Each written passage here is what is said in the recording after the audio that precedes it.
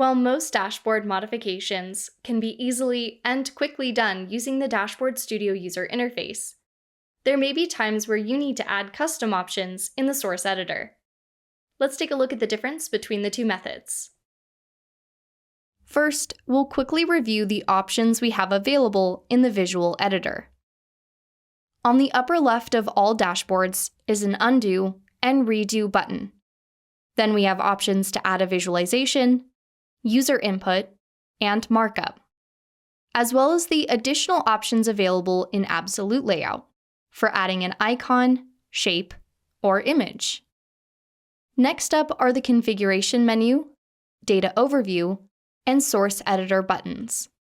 Finally, to the right we have Grid Lines, another feature exclusive to the Absolute Layout, as well as the ability to modify the zoom level, light or dark mode, view, and save the dashboard. You do not have to be in the source editor to view or modify the JSON source code for a particular panel or component.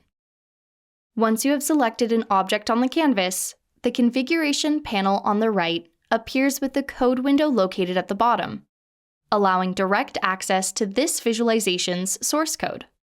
However, the source editor is a great option if you'd like to see the entire dashboard definition in one place. At the top of the page, we see the dashboard's title and the 5 JSON stanzas. The source editor has features such as auto indent and outdent, as well as code folding, both of which are very helpful when you have multiple components to your dashboard.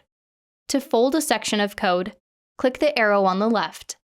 Now we can easily move different sections of code around without capturing too much or too little.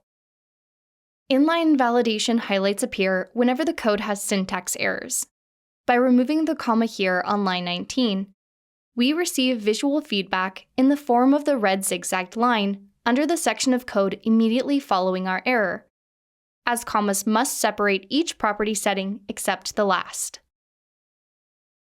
In the upper right, there is a small overview guide of the entire dashboard definition. It displays which part of the overall code you are viewing, as well as any syntax errors. For example, while on line 14, if I were to click on line 4, I see the blue line move up in the guide. There is also a red line displayed where my previous syntax error is located. The source editor also has a find feature. Pressing the Command F keys on a Mac or Control F on a PC will bring up the window.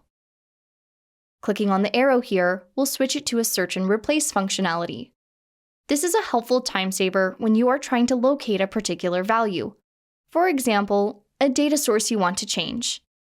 If you do not use the search and replace functionality, it's imperative to make the adjustments everywhere they might apply, as the code editor does not automatically update all related stanzas, like the code window in the visual editor does.